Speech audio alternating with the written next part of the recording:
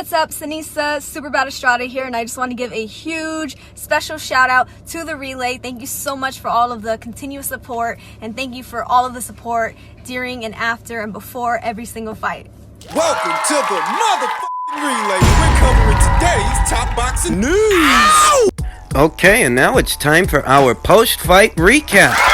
Comes to the 140-pound title fight between unified champion Jose Ramirez and former WBC champion Ramirez-Postol. A lot of mixed reviews for this fight, a lot of varying opinions. I see a lot of Postol people out there, a lot of people that think that Ramirez-Postol did enough to win the fight.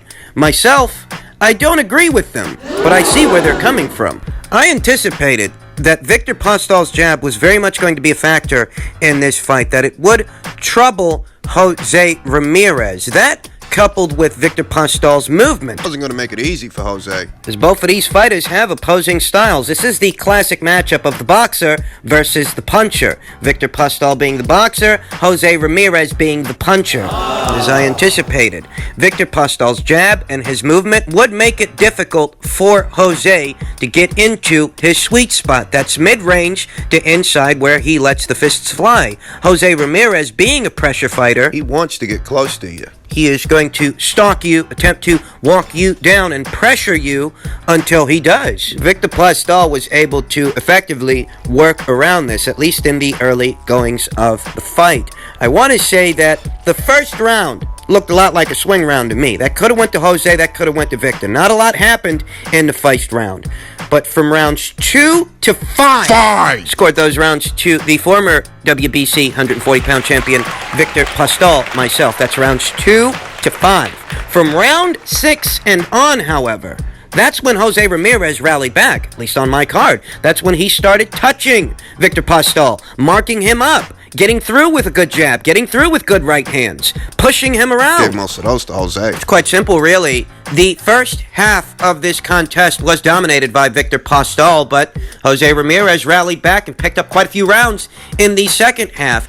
And I think that if there are people out there saying that Ramirez-Postol shaded it, that he should have won the fight, it's because even the rounds that Jose won were rounds where he had to work for it. We've seen this a million times. But even through the sixth and onward, Ramirez-Postol's movement was still troubling Jose Ramirez, but Jose was landing the cleaner, clearer shots, and that made all the difference for me. That while Ramirez-Postol was showing some good movement out there, offsetting some of Jose Ramirez's aggression, most of the clean punches that were landed from round 6 and onward were Jose Ramirez's shots, visibly snapping Ramirez-Postol's head back, hurting him, Causing him to retreat. one of the defining characteristics of this fight, at least through the second half, is that Victor's jab wasn't as much of a factor in the second half as it was in the feist. And in the feist, he was controlling the action, he was controlling the real estate. He was landing. In the feist half, Victor was either landing that jab and controlling the real estate, controlling where the fight is being fought, and in those moments where Jose would attempt to power through and get through with something, Backing up Victor. Victor's movement, navigating the ring, spinning off the ropes as to not be pinned down by Jose Ramirez. That made all the difference, but that was in the first half. In the second, Victor was a little easier for Jose to catch up to, a little easier to touch, a little easier to pin down. Put simply, the first half would have to go to Victor with one swing round, and the second half, for the most part, would have to go to Jose, and perhaps there was a swing round in there. But, in that second half, Ramirez-Postol was visibly hurt and retreating from the reigning champion, Jose Ramirez. Say that rounds 6 through 9 were clear Jose Ramirez rounds for me. Round 10, interesting round. Jose didn't get off to a good start in that round, but he had a surge towards the end, and I felt that, he might steal it with that surge. The judges might so decide to give it to him because he landed some clean shots there. In the second half, I had rounds 6, 7, 8, and 9 going to Jose Ramirez, with the 10th being a swing round. The subsequent 2 rounds thereafter, I gave to Jose Ramirez, with clean punching and effective aggression being the determining factor. That Jose is not just coming forward for the sake of coming forward. He's coming forward, he's forcing Victor to give up real estate, and Jose is getting off. He's landing his punches. That's important. That was the look of it for me, though there are some others out there who disagree, and I think that perhaps they are rewarding a little bit too much credit to Victor's movement. I mean, his movement was there for him throughout the entirety of the match, but as far as clean punching and effective aggression goes, through the second half of the match, we didn't see a lot of that from Victor. I'll say, you could have gave Victor at least 5 rounds in the first half of this fight on the wings of defense and ring generalship. It was Ramirez-Postol effectively fighting his fight in the first half. But after the 6th round, Jose Ramirez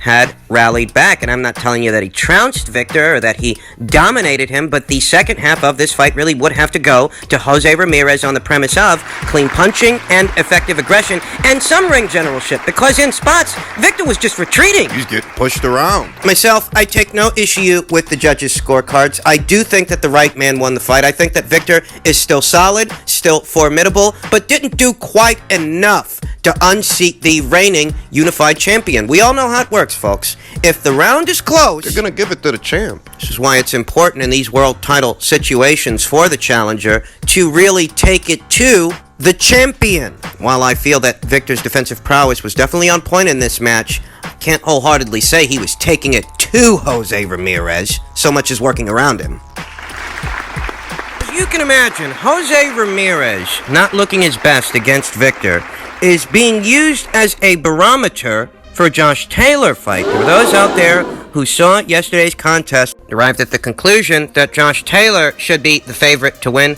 that Josh Taylor might have Jose Ramirez's number in their eventual matchup. We know that Josh is going to be making a mandatory title defense of his IBF title against Apinun Konsong, and provided that he makes it through that before the year is out, the plan is to have both the unified champions lock horns in the next undisputed 140-pound title fight. And, you know, these people that are sliding Jose for looking less than perfect last night, I don't think they're looking at the full picture here. I don't think they aren't taking certain important factors into consideration. You know that Josh, he's not with Shane McGuigan anymore, you understand. He's parted ways with Cyclone Promotions and Shane McGuigan, one of the best and brightest young trainers coming out of that region of the world. Right now, Josh Taylor is training under the watchful eye of Ben Davison. That's the same Ben Davison who helped Tyson Fury prepare for the first Wilder fight, but was replaced ahead of the second. And I'm not going to make any bones about this when I say it. I think that Shane McGuigan is a better trainer than Ben Davison. I do. I don't know what kind of Josh Taylor I'm going to get with Ben. But even if I went as far as saying that perhaps Josh will be the same guy that he's been with Ben that he was with Shane, even if he's the same guy that we've been watching, okay, well, what kind of fighter is Josh Taylor? Is Josh Taylor an outside jabber? Is that what he is? Is that what he's been? An outside stick and move jabber, a long distance guy? Because I could have sworn Josh Taylor was a mid-range to inside puncher, a guy who actually likes a tear up deep in the pocket. Oh, he's got a good set of legs, he's very bouncy. He has good movement. Very good athleticism, fights with a pep in his step, but for the most part, Josh Taylor is a mid-range to inside puncher. He's not an outside guy like Ramirez-Postol. I'll say that I like the feet on Josh Taylor more than I like the feet on Jose Ramirez, that Josh Taylor does have better in and out game than Jose does. Jose's straightforward. Jose's a Gatling. He's a pressure fighter. He's got a little bit more craftsmanship, a little bit more layers, a little bit more subtlety. But for the most part, these two guys, they actually have the same sweet spot, and that is mid-range to inside. So you can't look at a Ramirez-Postol fight and tell yourself that that has any bearing over what a Josh Taylor fight would look like. Those are two different fights with two very different fighters. And for what it's worth, you know, Josh, did you guys forget? He locked horns with Ramirez-Postol too, and he didn't look his best with Victor either. I'll say that comparatively, Josh Taylor looked better against Ramirez-Postol than Jose Ramirez did last night. But that's not saying that Josh didn't struggle. The same things that troubled Jose Ramirez last night are the same things that troubled Josh Taylor when he fought Victor Postol over a year ago. Victor's movement and his jab. For any guy that loves a good tear-up in the pocket, for any mid-range to inside fighter, getting around that jab, that judicious lead hand from Victor Postol, makes things difficult. It made things difficult for Jose, and it made things difficult for Josh over a year ago. Josh did manage to score a knockdown. But the same applies. You cannot use a Victor Postol fight as an insight into what a Jose Ramirez versus Josh Taylor fight would look like. Those are very different fights with very different dynamics. When it comes to a Ramirez-Postol fight, well, that's the boxer versus the puncher. You get Josh in there instead of Victor, and now you're talking about the puncher versus the puncher. That's what kind of fight that is. It's a fight where you got two guys that are trying to get mid-range to inside on each other, as opposed to a fight where the other guy's going to offset your aggression by moving around the ring. Let me tell you something. I fucking love Josh Taylor. I love watching this kid work. The Taunton Tornado is the goods. But it's a different fight between Josh and Jose than Jose and Victor. I mean, Josh had a height advantage over Ivan Baranchyk. He had a height advantage over Regis Pregarius. But he still chose to bang in the booth with those guys, you understand. He still chose to have a nice tear-up in the pocket. It's because he's not an outside fighter. He's not an outside fighter like Victor Postol. So whatever Victor goes in there and does, Jose Ramirez ain't got a goddamn fucking thing to do with how the fight's going to look between Jose and Josh. It's a different fight.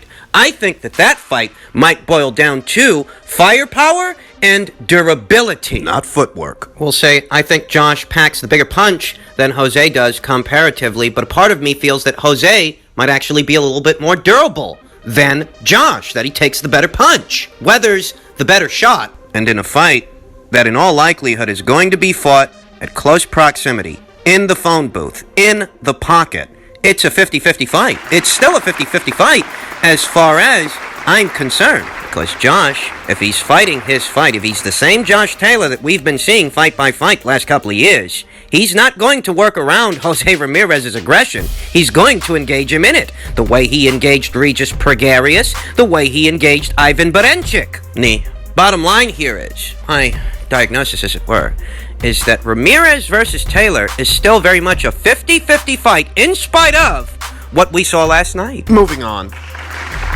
Former unified champion Andy Ruiz had this to say. He checks Dillian Whyte and says, "Stop playing the victim card." According to Ruiz, Whyte has been one of the most vocal trash talkers in the heavyweight division and is now looking for sympathy in the wake of his knockout loss. Stop playing the victim card, bro. You talk all this shit, disrespect your opponents at weigh-ins, post stupid memes, and now we gotta feel sorry for you because you got KO'd? Get the fuck out of here, Ruiz stated. And I look at this as a case of misdirection. I look at this as a case of deflecting.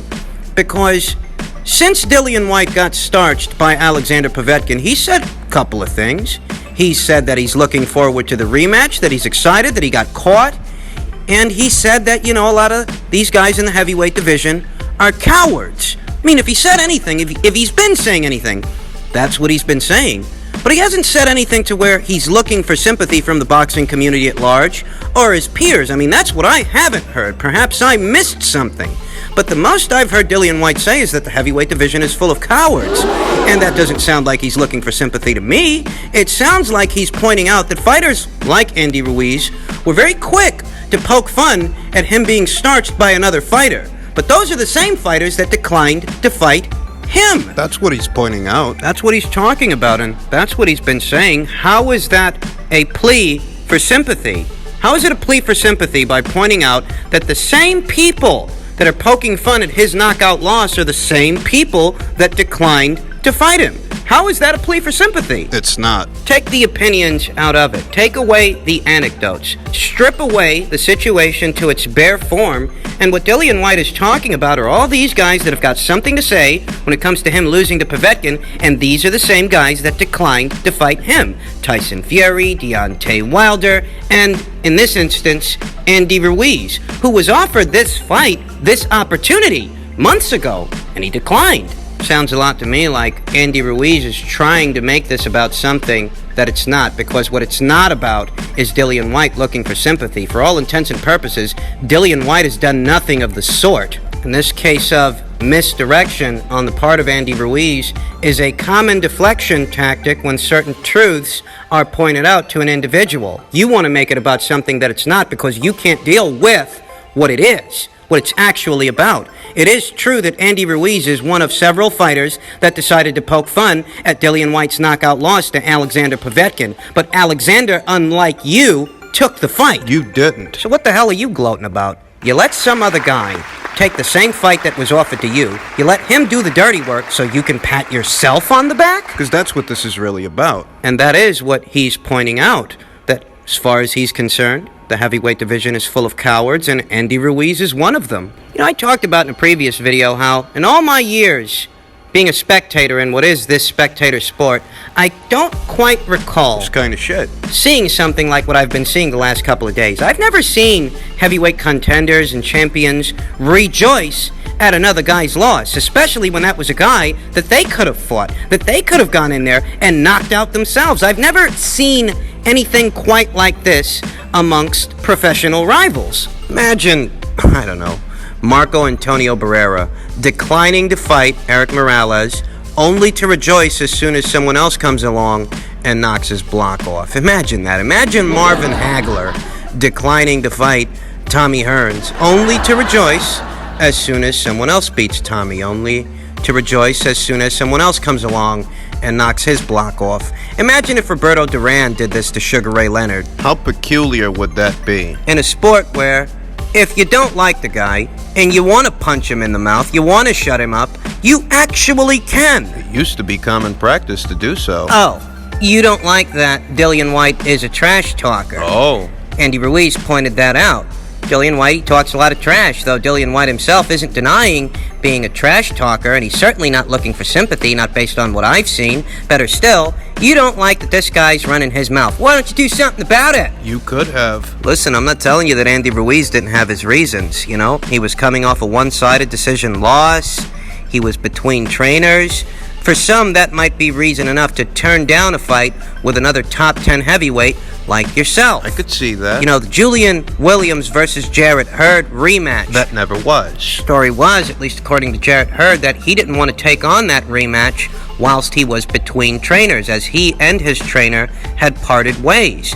So I understand the reasoning. I get it. Just didn't understand why Andy Ruiz took to social media and claimed that it was Dillian Whyte who didn't want the smoke when it was Dillian Whyte's end of things that was putting up the cash, making the offer, and sending the contract. And it was Andy who declined to fight. You tried to pull a fast one. Tried to skew the boxing community's perceptions of what happened, why that fight didn't materialize, and you were called out for it. The bottom line here is there's no substance to Andy Ruiz's claim that Dillian Whyte is looking for sympathy. Dillian Whyte is doing nothing of the sort. He's calling you a coward. And your response to that is a deflection, misdirection. I don't see Dillian Whyte asking anyone to play him the violin. I don't see him asking for sympathy. I see him calling you a coward. And that's about it. That's what I see.